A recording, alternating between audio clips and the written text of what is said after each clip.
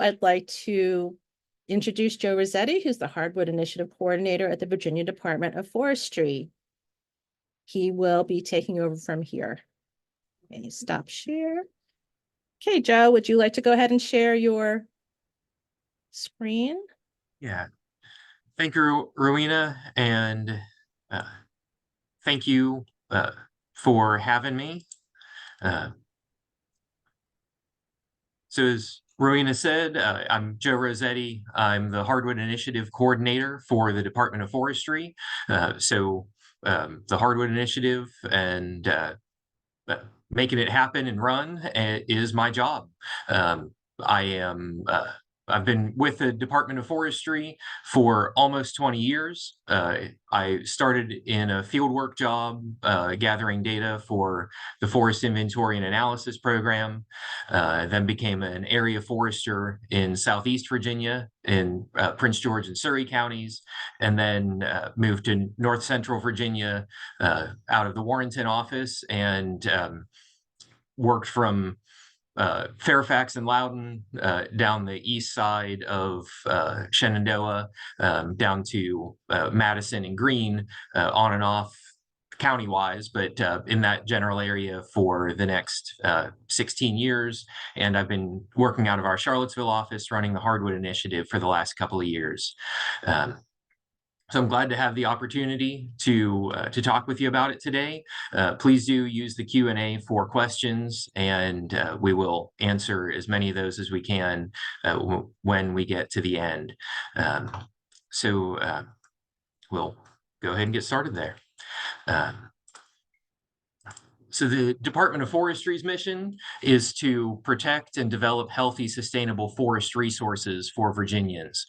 Whether you own the forest or not, there's a benefit to all Virginians in having a healthy, vibrant, well-growing forest resource statewide. So that's the agency mission. And within that, the Hardwood Initiative is one part, and the goal of the Hardwood Initiative is to improve Virginia's hardwood forests through intentional management. Forests, and this is coming from the Department of Forestry, made up of a bunch of foresters. So we believe that we can improve the forest and we can make the forest better through active management. So that's what we're going to talk about today. Just a little bit about our forest land and why there's a Hardwood Initiative. The Virginia is really a forested state. It's about 60% forested, and you can find forests all through the state, from the eastern shore all the way up to the top of the mountains in Frederick and Wise counties. Most of the forest land in Virginia is hardwood. It's about 80% hardwood and 20% pine. So the chart on the screen here is acres of forest land up the left side, and how that's changed over time. So Virginia has been about 60% forested for quite a long time. You've already looked at what the different colors in the chart are. So for hardwoods, we claim the upper portion of that chart, the big blue bar at the top, the red bar of bottomland hardwoods, and the yellowish bar of oak and pine. The green and light blue at the bottom are the pine forest types. So pine forests have gotten a lot of attention from the Department of Forestry and from the forestry community, because pine, even though it's only 20% of the forest, makes up about 50% of the harvest and harvest value. So it's very important to the wood products industry in Virginia, but there's a lot more hardwood forest land than there is pine. This next chart shows the growth of wood on forest land in the state, and so remember from the last chart that acres have stayed pretty much constant for the last 50 or 60 years, though the volume of wood, both hardwood and softwood, hardwood and pine, has grown and really has about doubled in the last 50 or 60 years. So what that means in the forest is that the forest has gotten a lot denser. There are more trees growing in the woods, and the trees are bigger. And that happens over time. As time goes on, the trees grow, they grow every year. But that also means that the conditions in the forest are different now than they were 50 or 60 years ago. There is something else going on in the background of the data that is a little bit harder to see, but what we found when we there's been discussion in the forestry community about quality of timber that is growing in the woods and the quality of trees. And when we look closer at the data, we found that among the hardwoods, the high quality saw logs is indicated by the blue line there. The high quality saw timber is decreasing, and the poor quality saw timber is increasing. And it's kind of subtle, but an important trend, we think, and one that is not exactly what we are looking for. There's several reasons we think for this. As trees age, they will increase in quality for a while, but they can get to a point where they sort of start to senesce and then decrease in quality. They gain, in forestry terms, they gain defects in terms of damage, dieback, epicormic branching that degrade the wood quality. So that happens, but there's also a financial incentive for everybody involved in timber harvesting to harvest the higher quality trees. Everybody makes more money that way. And so it could be from that over time also. But regardless the reason, we want to be growing good, high quality saw timber so that there is a merchantable product in the woods when landowners need to do a timber sale. And we can talk more about that later. The objective here is not so much about timber sales, but about hardwoods. Advanced regeneration is an important aspect of managing hardwood forests. The next forest that's going to grow on your forest land is already there, but it's in the seedling and the sapling and the mid-story layers of the forest. We are giving a lot of attention to oaks in Virginia because most of our forests are viewed as oak dominated, and oaks are valuable, and they support a great deal of wildlife from birds, birds, songbirds, because of the insects that eat oak leaves, all the way up through deer and bear that eat acorns.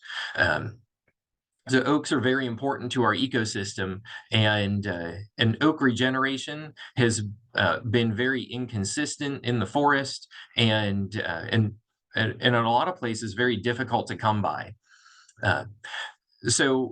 These seedlings are really important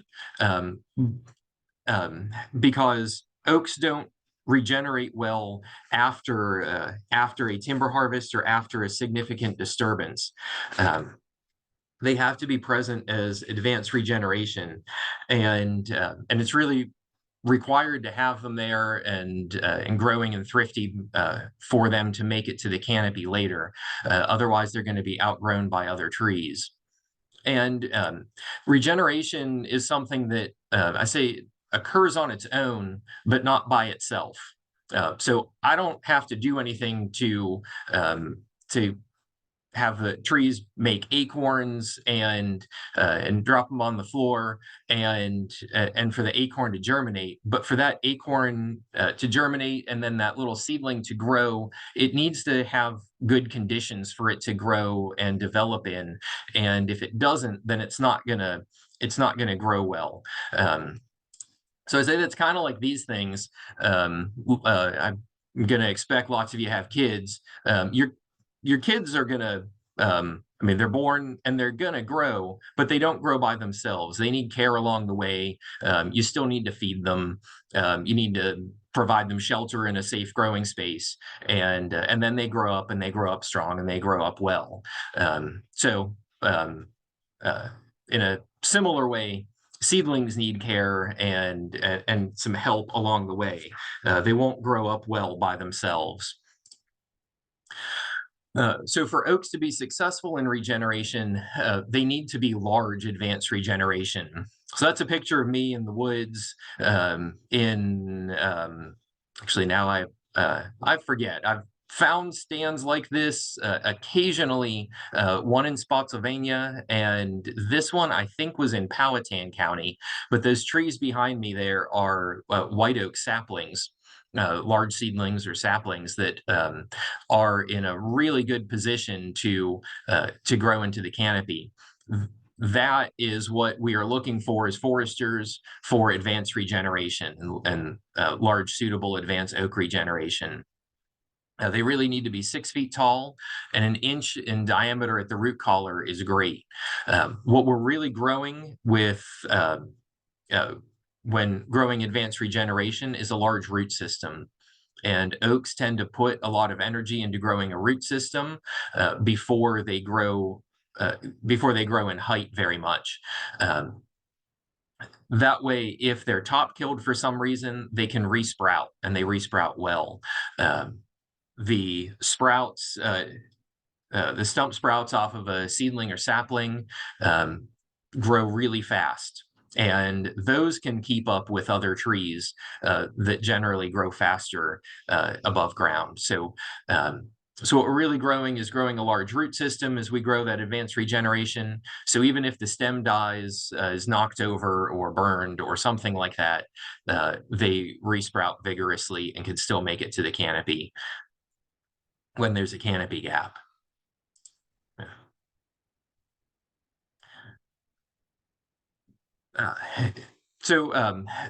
Some advanced regeneration is good, but we really need a lot for it to be successful.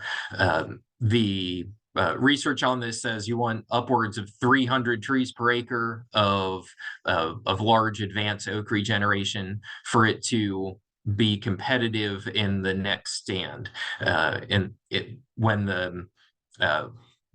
When there's a canopy gap for those trees to make it up to the overstory, they're going to compete with each other. Some aren't going to make it. There are going to be other trees that outcompete some of them, and really, we don't know. Nobody knows which individual tree is going to be the best one to make it in the long run and to have all that happen. But so the best thing for us to do is to grow a lot of them and have a lot of choices as the stand develops. And then we can guide it further as it's growing to maturity.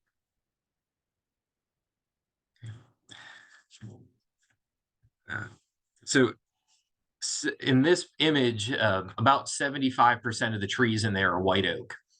Which is just phenomenal. That is not a common occurrence through our forests, but for the next forest to be an oak-dominated forest, this is pretty much what we need. And so I'm talking about this because the Hardwood Initiative has several foci, but the advanced regeneration is a big one of is really a big focus, is developing desirable advanced regeneration in the understory of our forests, so that the next forest is in a good place whenever there's a disturbance. Okay. So I've said disturbance a couple of times and just realized that might be a little bit too much of forestry jargon. And since I can't see your face and see people's reactions as I'm talking, it's harder for me to pick up on myself being too getting too much into jargon, but a disturbance is any event in the forest that causes trees to die or open up a space in the canopy being the uppermost level of the forest. When you walk through the forest and you look at the big trees, the upper leaf area of all of those is the canopy. And this image is of a significant disturbance. You would say this is a big disturbance. This is a timber harvest on the national forest that harvested most of the trees out of this stand and left a handful to continue making hard mast their oaks and hickories, so making acorns and hickory nuts for wildlife for food, provide some seed for regeneration, some shelter for regeneration, and still places for some songbirds to nest.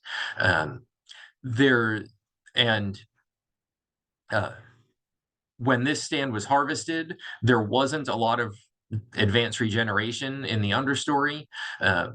So this kind of harvest lets in a lot of light. And if the landowners, if the landowner's goal, the Forest Service, your goal is to regenerate shade intolerant trees like yellow poplar and black birch and black cherry and sweet gum, then this is fine. But if your desire was to regenerate oak, this is not going to be successful.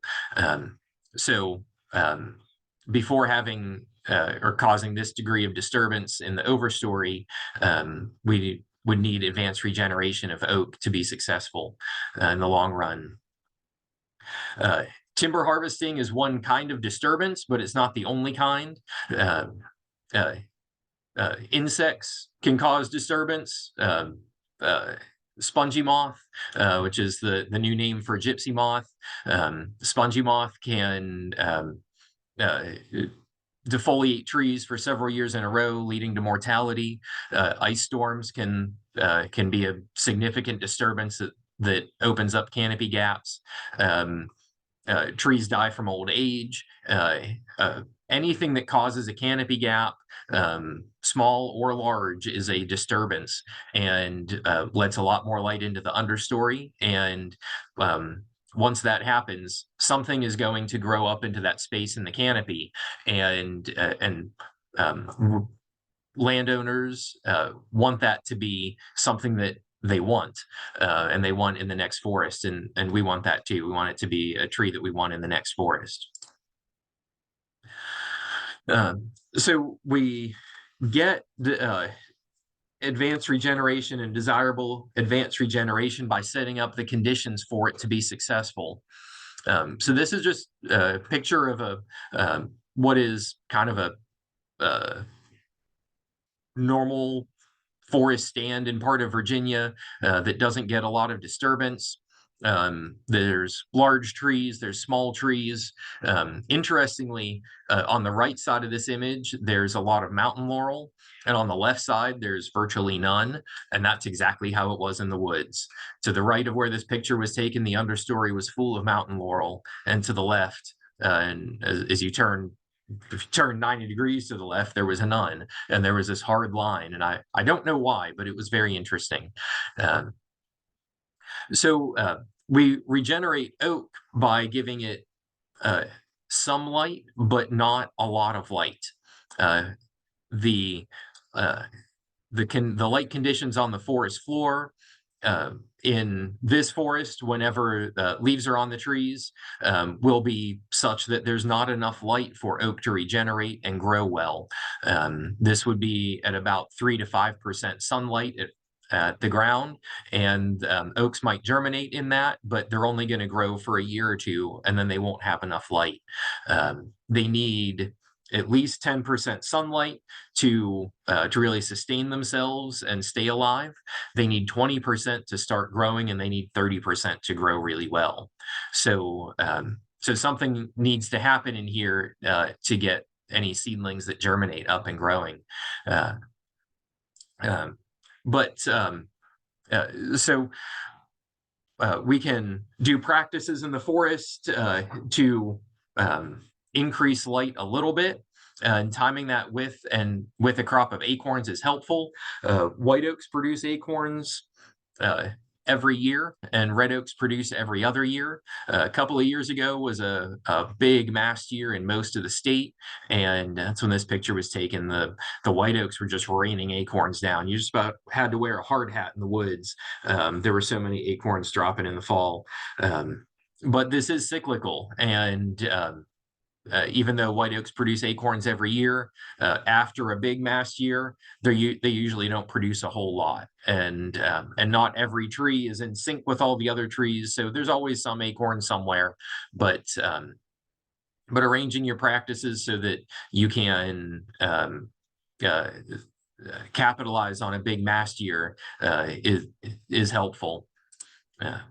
So these are some acorns that ended up under the leaf litter. It's pretty handy that the trees drop their acorns, the oak trees drop their acorns in August, September, October, and then drop their leaves on top of them in October, November, December, as they slowly fall off the trees. The acorns need to stay moist through the winter and have a pretty high moisture content, or the acorn will die essentially, and it won't make it through the winter and grow more in the spring.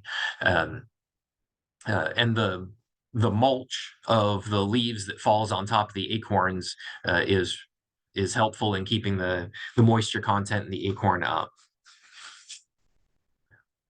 So how do you get that light right in the understory? The best thing to do is to well, you have to create some kind of disturbance to get the light all the way down to the forest floor. So one way to do that is through, like was done here, with a mid-story removal, where the trees that are under the canopy and are and just a couple of trees poking into the canopy are cut down, so that they aren't taking the light that's made it through the canopy, and that light can get to the seedlings on the forest floor. So here's another stand that hasn't happened in yet, but it's being marked for that for a contractor to do, where these kind of medium-sized trees are going to be cut so that there's sort of filtered light getting to the forest floor, so the oaks can regenerate and their seedlings can grow into saplings, so they're ready for they're ready to go if there's a disturbance. When this is done, we do not want a big canopy gap, because a big canopy gap is going to result in a lot of light getting to the forest floor and shade intolerant trees growing, like Virginia pine and black locust and yellow poplar and black cherry, sweet gum. It kind of depends on where you are in the state as to what that species is, but there is some plant that fills that niche everywhere. And if we're trying to regrow oak, then while there's nothing wrong with the yellow poplar tree or a black cherry tree in general, if we're trying to regrow oak, those trees are in the way. And so those aren't the ones we're trying to grow.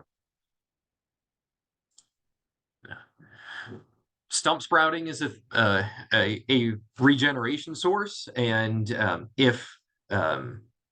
sometimes stump sprouting is desirable, sometimes it's not. Oaks stump sprout well when they're young and small, and so if you cut off an oak seedling sapling when it's 1/2 to 1 inch diameter, then they resprout really well, and that can be a good source of regeneration too. But this is a beech tree, and beech resprouts really well. It stump sprouts and it root sprouts.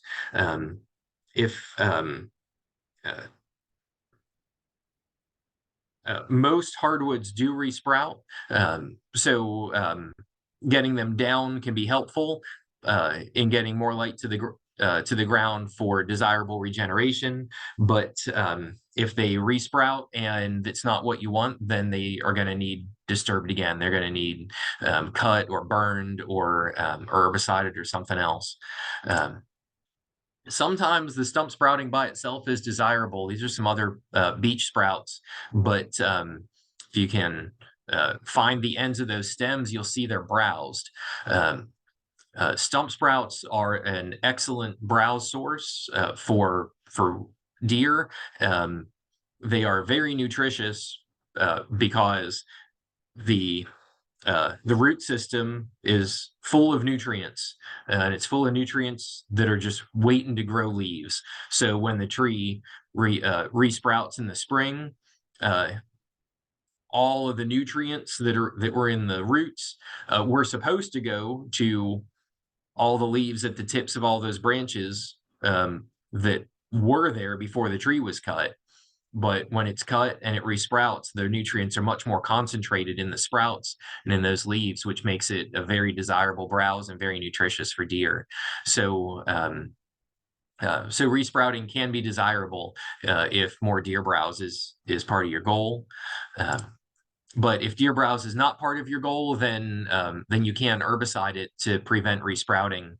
I know herbiciding is commonly used with invasive plant control, and you can control it. You can use it to control native undesirable plants too.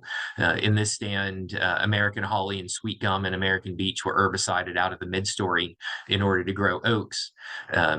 This is a pine stand in eastern Virginia that had some oak in the midstory and some oak in the we wanted to regenerate more oak in it.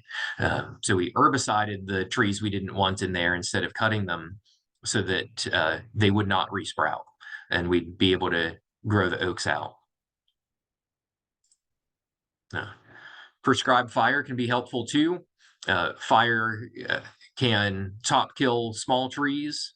This is a low intensity surface fire, and this will be able to top kill things that are up to a 1/2 inch diameter at the root collar, maybe damage trees up to 1 inch diameter at the root collar. Fire can be helpful to kind of keep the resprouts down. This kind of fire does not make a big disturbance in stands, and so these can be helpful and part of a tool for developing regeneration. Sometimes there is actually too much litter on the forest floor for oak seedlings to germinate. The first thing that pops out of the acorn is a root, and if that root can't find the dirt, then it'll die and it won't be able to grow into a tree. So in some areas where the litter is really, really thick, then a surface fire to reduce the litter layer is helpful for a couple of years to so that the litter isn't as thick and the acorns produced are closer to the soil, and they'll have they'll do a better job of germinating and growing. I do want to point out that prescribed fire can be very beneficial. Wildfire sometimes can perform the same function and be beneficial to the forest. Other times, it can do a lot of damage to the forest and be that disturbance agent that causes big canopy gaps. And we've seen both of those in Virginia in the last year. So this is what we're looking for after a prescribed fire. This is one of the things where everything in the regeneration layer is top killed. In the image there, that's a white oak sprout.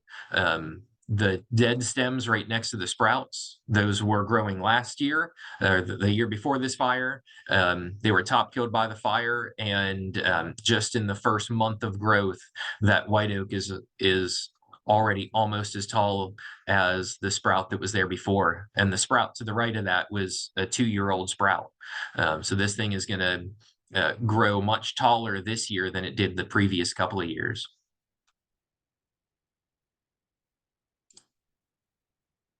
So after advanced regeneration is in place, then the forest is ready for a larger disturbance in order to keep that regeneration growing and developing and doing well. At some point, it needs more light than 10 to 20%. And when the oak saplings are in a good position at 5, 6, 7 feet tall, then they're well positioned to do well in the next forest, and slowly giving them more light is very helpful for them. So whether that happens through a timber harvest or you just have those saplings in place in your forest understory, so that if a natural disturbance occurs, it's good to have them there. We could handle having more good advanced regeneration through our forest everywhere, because disturbances are happening, canopy gaps are happening, whether we want them or not, and we want the regeneration to be there so that the forest is ready for the disturbance when it comes.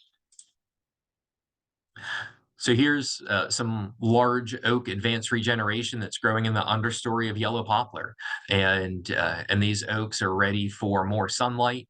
They are 8 to 12 feet tall, and growing straight and growing well. As soon as that poplar is merchantable, these oaks will be ready to. Well, the oaks are ready now to grow into a canopy gap if it occurred, but they will be ready to take over the growing space whenever the yellow poplar can be harvested by the landowner.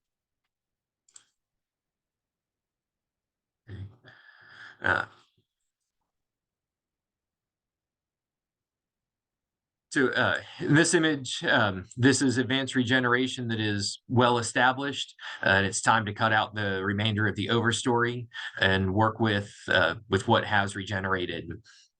This was created through timber harvest. There is oak amongst all of the resprouts in there and all of the saplings.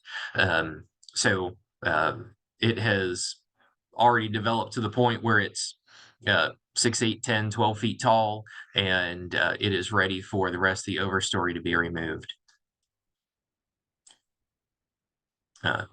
One thing that can happen on these sites is that following a timber harvest, there's variable degrees of light hitting the forest floor throughout, and so in this image behind Dean, who's my supervisor, in this image there behind Dean, the trees are a lot shorter than like to Dean's left, and this hickory and cherry tree right in front of him. And that's because there was a group of trees there that was casting more shade on the ground. And so I just wanted to point that out, that shade has a real big impact on tree regeneration, how trees regenerate, and often what regenerates. So if you take the image of the previous stand and this one, fast forward a few more years and then remove the overstory, you get this. This is a stand where there was lots of yellow poplar, and there was still some overstory left from the previous stand. This yellow poplar regenerated following a partial harvest, and but it was only a partial harvest, so there was still some overstory left. The landowner came back and harvested the rest of the overstory. So there is one yellow poplar tree that's broken off there on the lower left quadrant of the image, and that happened during the harvest that removed the rest of the trees. But you remember earlier I said we wanted, in terms of oak regeneration, we wanted 350 trees per acre of seedlings, saplings of oak to make up the next stand. This is one of the reasons why, because they're not all going to make it. Some are going to get damaged, some are going to fall behind growth of other trees, and so by having a lot to start off with, we can well, some can get damaged in the process of future management, and the stand will still be okay.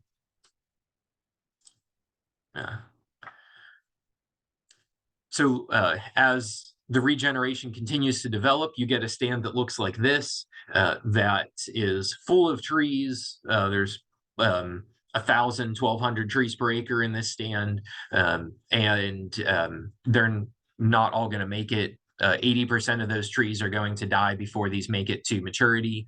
I showed a picture earlier of a toddler, and at this point in the life of the stand, the stand's more like a teenager.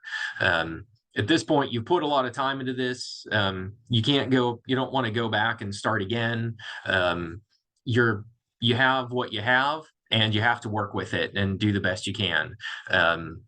With trees, you can cut out the ones that you don't want to make it the rest of the way, but don't do that with teenagers. But with trees, that's how we manage it. So we're going to start that process with an assessment to take a look at the stand real closely, determine the species composition, where the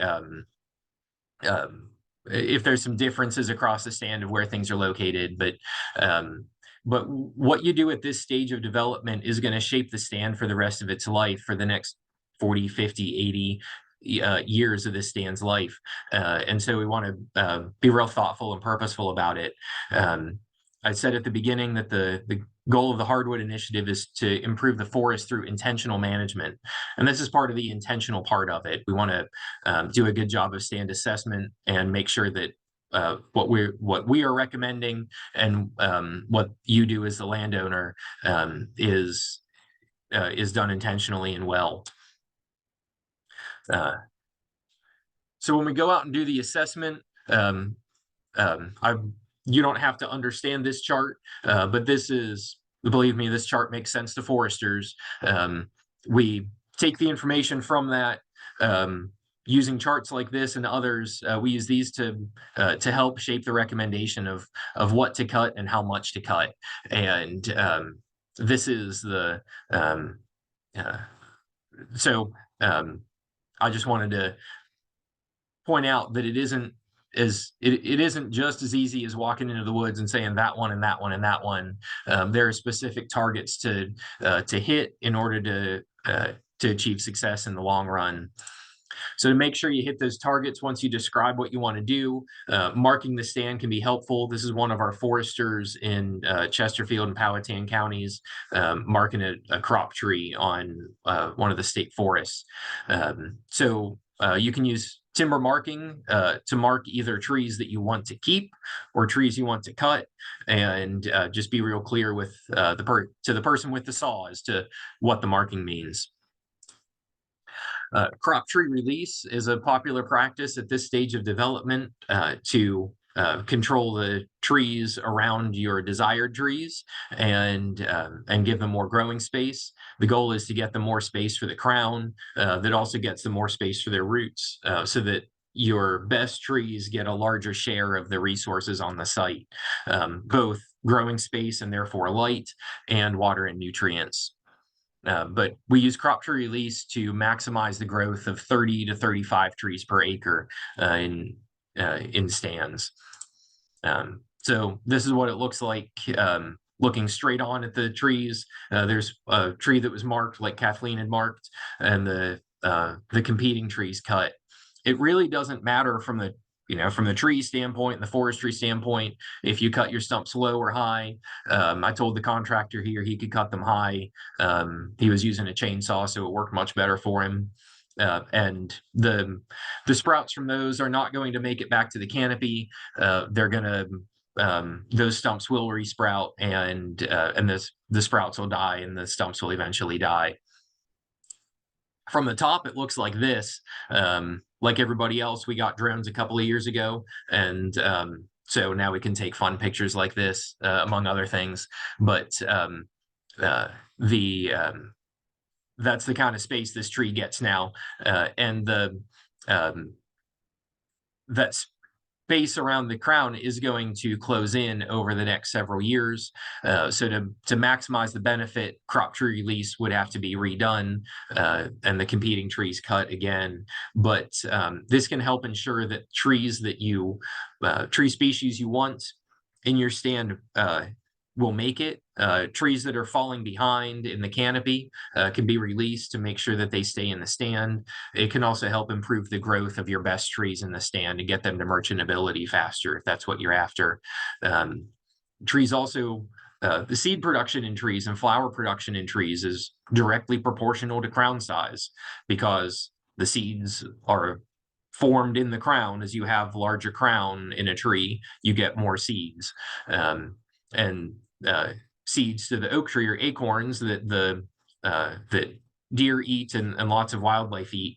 So if your goals, some of your wildlife goals can be helped through crop tree release or crop tree management also, because we're going to grow desirable trees with larger crowns. Thinning stump sprouts can help in these stands in order to concentrate the growth on single stems. And it is just important when you do that, that the desirable stem there does not get damaged in the process. Suspect Rowena's popping back in here to tell me that we're down to 10 or 15 minutes left. Actually, yes, I am. We are almost at 12:45. But I was wondering, Joe, if you could talk just a little more specifically about the Hardwood Initiative itself and what DOF is trying to do with that. And I think a lot of people might want to know what the incentive programs are to have them participate in the initiative. Sure. So I'm sorry, our overall philosophy is that we are going to discuss management, and the goal of the Hardwood Initiative is to do a better job of management. And so I purposefully spend more time talking about management. And the Hardwood Initiative is to really put a bigger spotlight on hardwood management and how to do hardwood management. I probably should have, I'm sorry, Rowena, I should have started with that in order to frame what Now I'm you have the talking about. opportunity. But that's why I've been talking about these, about management, these management practices, because these are the things that are needed and needed to focus on in hardwood management in order to have a better hardwood forest and a better hardwood forest in the future, and have one that that's going to serve our needs for landowners, for the wildlife, for aesthetics, and for economics later on. So that's why we're focusing on the practices. But I will go quickly through the rest of this, and rather than talking about so much about the practices, we'll get to the cost share part, because you're right. That is where the rubber meets the road a lot, is that the management is good, but somebody has to do it, and it does cost money, like this pre-commercial thinning in hardwoods. This is common in pine, in overstocked pine stands, but it's not common in overstocked hardwood stands, but it's something we'd like to encourage. Similar thing with cull trees. They are taking up growing space, and some of this is okay, but in young stands, there are lots of trees that are not going to make saw timber, and your saw timber trees are going to be good spaces for wildlife to live also, and produce lots of food for them. So these can be culled out of the stand and raise the overall quality of the stand. The cost share part, there is a cost share that was started by the General Assembly and funded by the General Assembly for hardwood management. These are some of the specifics of it. Practices have to occur on at least 5 acres or up to 100 acres. Has to be on private land, but that could be a private individual or a family LLC or a corporation for that matter, or a homeowners association.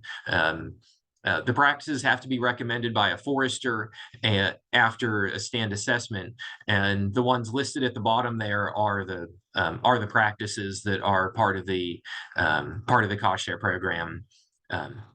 The cost share rate is 75% of cost up to a dollar limit, certain dollar limit per acre. The competition control and timber stand improvement are in red because those are the ones that we can use for invasive species control, invasive plant control. We did not specify a practice specifically for invasive plant control because there's in the regeneration layer, sometimes it's native plants that are the problem at developing desirable regeneration, which like the mountain laurel in that picture earlier, or spice bush, can inhibit tree regeneration just like multiflora rose and autumn olive and Japanese stilt grass can. So to control problematic plants, we'll say, in the regeneration layer, we use the competition control practice. And again, those could be non-native invasives. To control the timber stand improvement practice is to manipulate the stand density of trees that are in the mid-story or overstory. And those could be tree of heaven and paulownia and Callery pear, or they could be undesirable or less desirable native trees. So either one of those could be treated through that timber stand improvement practice. That also controls, will help landowners control climbing vines, which again could be native and grape, or non-native invasive like kudzu or oriental bittersweet. There is a tax credit also for individuals or pass-through entities to help with hardwood management. Again, there's a 5-acre minimum, and the tax credit is limited to or is up to $1,000 per year, per calendar year. To qualify for this, the landowner has to have some sort of management plan, some sort of forest management plan that includes a hardwood best practice, which is the list that was on the previous page. We just use the same list of practices. So there's a 5-acre minimum for those practices, but an additional best practice for this is hardwood afforestation. So tree planting in an area where there are no trees now, planting fields or yards. And for afforestation, it can be 1 acre. But for those forest management practices, it can be 5 acres. This is a state income tax credit, and it can be used with cost shares or incentive programs, either the Hardwood Initiative cost share I talked about with the last slide, or the NRCS programs of EQIP or CSP or CREP. Any of those are, this can be used along with if the landowner has an out-of-pocket expense after the cost share payment. So if the cost share incentive payment paid the entire cost of your practices, then there's no expenditure left for the tax credit. And I'm happy to answer more questions about those, but I'd also encourage you to contact your friendly local area forester with the Department of Forestry to answer questions about this, to see what practices would be most appropriate on your property and help you apply for it. Some consulting foresters are also trained to help landowners apply for the cost share, and it doesn't take special training or qualification for somebody to help you apply for the tax credit.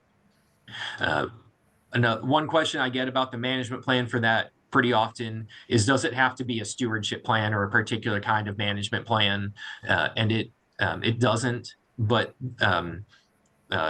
in our policies, we define what constitutes a management plan. So long as it meets that and includes the best practice, then it works. So if you had the forester give you written recommendations for how to do your cost share, that will qualify for the management plan for the tax credit. I put more information on both of the financial assistance programs in the chat. Thank you, Rod. I have not been looking at that. There is information on these on our website.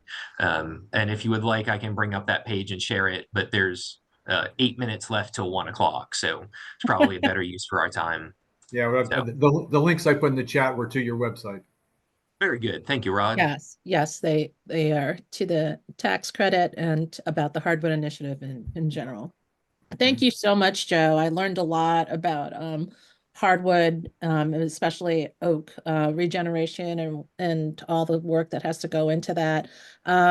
Really quickly, for what time we've got left, I wanted to go ahead and introduce the Blue Ridge PRISM team that's here with us today to help you answer any questions. I've got Joseph Edel, Natalie Walker, and Rod Walker here from Blue Ridge PRISM, who's joining me. I realized I forgot to introduce myself. I'm Rowena Zimmerman. I'm the Director of Communications and Outreach at Blue Ridge PRISM. And right now, I'm going to ask our team to go ahead and read out a few questions for Joe to answer. Before that, Rod, it looks like when you put the link in the chat, that was sent to just the host and panelists, Yes, I not see to that. everyone. Okay. So we Yeah, got it. apologize for that. Yeah. So, I will fix that. and Joe, if you could stop sharing your screen, then we can. I'm sorry, I thought I did. Okay, Sorry about no, that. You're good. You're good. Natalie, I'm going to go ahead and have you start us off with a question for Joe. Okay. So Laura asked, so it's advantageous for oaks to grow densely like that when they're 1 inch in diameter. How about ash trees? Yeah, pretty much everything. It's across the board. When a forest regenerates, it regenerates a lot of trees, like on the order of several thousand per acre. And if 3 to 400 of those are oaks, then we're really happy. Ash trees commonly grow at real high densities, especially when they're young. And if you want ash in the forest at the end, then we just guide that through management towards more ash in the by removing things we don't want, and would have to protect at least some of them from emerald ash borer. Great. Jacob, do you have a question that you can share from the audience? 1 second, I am looking through to make sure something hasn't been covered already. One question was, what should we be doing with dead or down trees on our property already? So dead and down trees can stay on the forest floor. There's nothing wrong with them staying there. They in our climate, they lay there and will rot. But that process returns nutrients to the soil, gives lots of insects space to live, fungi space to live, and it's part of the system. So they can be just left there to decompose and do their thing. One interesting thing is, as trees rot and decay, they make a great place for other trees to start growing. So occasionally you'll see a partially decomposed log with trees growing out of it. I'm always happier when I see that than when I see stilt grass growing out of it, but you see that too. Then we call those nurse logs. And so you might find that as the tree decays. If you want to pull those out and use them for firewood, that's fine too. Once the wood lays on the ground for a year, it's pretty much non-merchantable. Most species, white oak can hold its value a little bit better while it's laying down, but once it's in contact with the ground, the wood starts decaying pretty fast and loses value. Great. Natalie, do you have another question for us? I was once told tulip poplar were more valuable than oak. If this is true, why the focus appears to be on oak? Okay. So markets are fickle things and they come and go. Yellow poplar is a merchantable tree. It tends to have a more consistent value, but most of the time, oak saw timber is more valuable than yellow poplar. Yellow poplar has a shorter rotation length, so you can grow merchantable yellow poplar faster, and for that reason, the present value of a yellow poplar stand is usually higher than the net present value of an oak stand, because you don't have to wait as long to do a timber harvest. In some places and on really good soils, you might get through 2 yellow poplar rotations in the time you get through 1 oak rotation. So if you have good soil and a really high site index that grows yellow poplar well, then by all means you should grow yellow poplar. The focus on oak is because oak regeneration has been harder to accomplish and to accomplish on purpose, and to do like again and again on every site.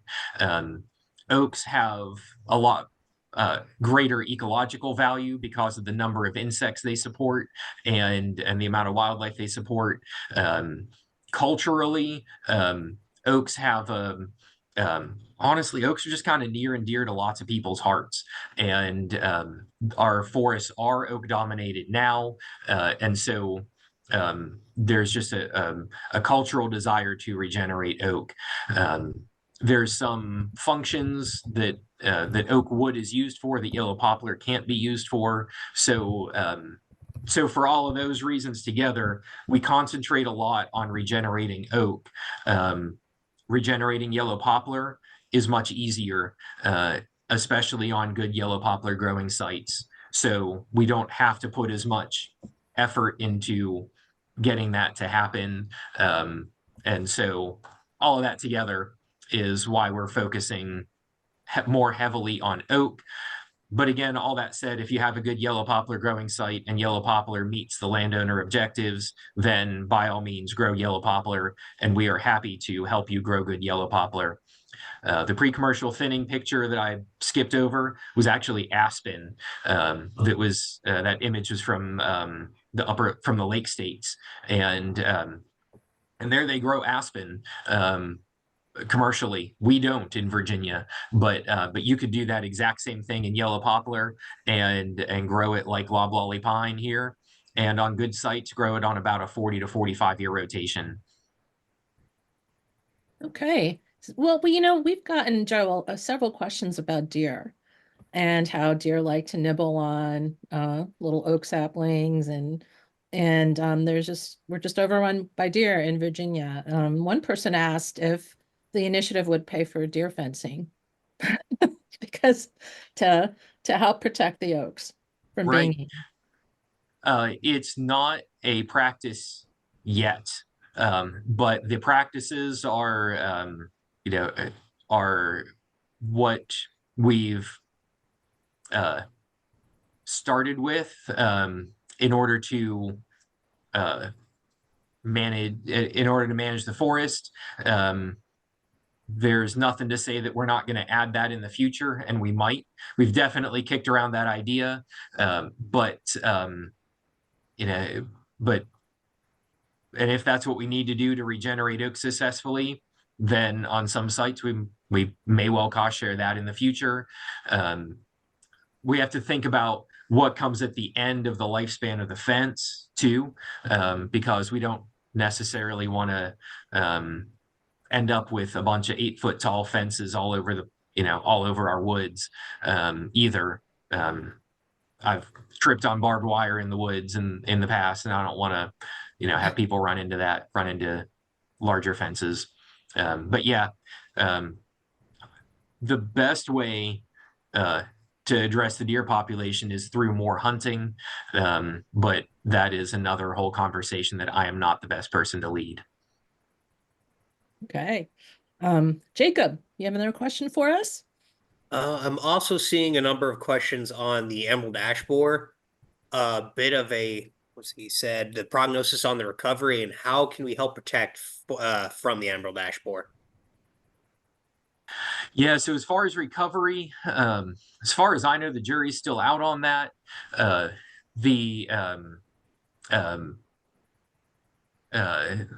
Once there's a resident population of of emerald ash borer. It does seem that the birds are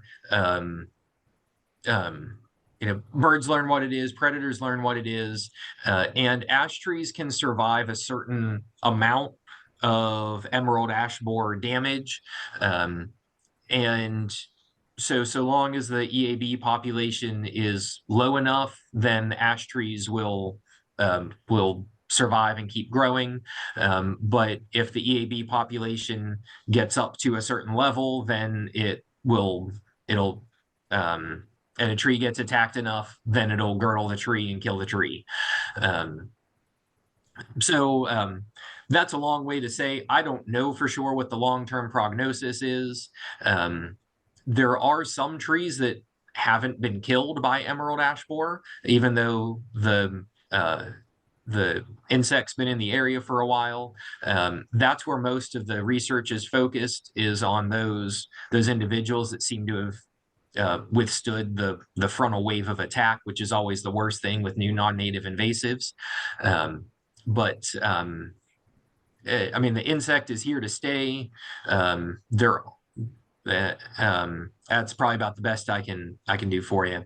If there are individual trees that you want to protect, then there are insecticides you can use to protect the tree, either through injections or soil drenches.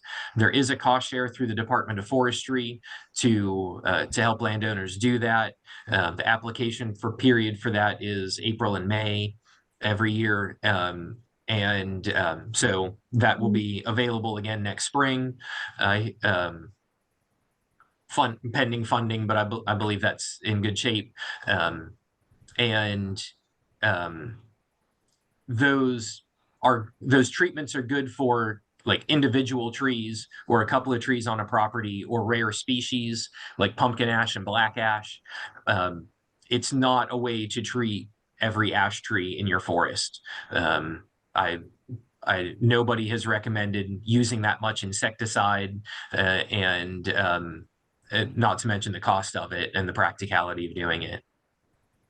Hey, Joe, with regard to ash trees, is there a minimum size that the emerald ash borer goes after? I mean, would it go after a 1-inch diameter tree? Would it go after a 3-inch diameter tree?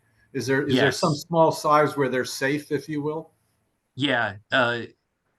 So the information on it says 1-inch diameter. When the tree reaches 1-inch diameter, it can be infested, and the larva can go through that part of its life cycle. But below 1-inch diameter, they're not going to be attacked. Cool. Okay, There so is it's a pile of ash regeneration in a lot of places in Virginia. So we get this question a lot, is what does it look like for these trees? Because there's just a pile of ash seedlings. And we all want to see ash trees survive. So Yes. glad that you all are doing so much work on that. So it's 5 after 1. I know many of you are going to have to hop off because this is your lunch break. We're probably going to stay on just a few more minutes just to give Joe a chance to wrap up and I wanted to ask Jacob, Natalie, and Rod if there are any other important questions they want to share.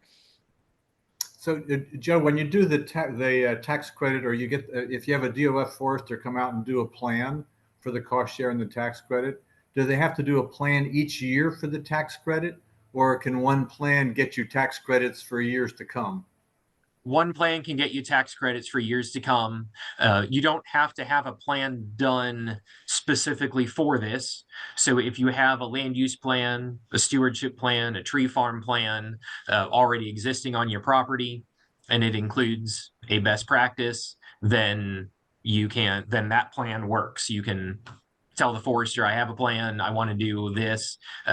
You do need to talk to the forester before you do the practice. And that's pretty much universal for every cost share with every agency, is that you need to talk to the agency and apply for it before you do the practice of killing the tree of heaven or the Japanese stiltgrass or whatever, doing your crop tree release and have it approved. That way, you know that the cost share money is available, hasn't all been spent and obligated for the year, and that your practice is appropriate and is going to that we're going to approve it after it's done, so long as it's done correctly.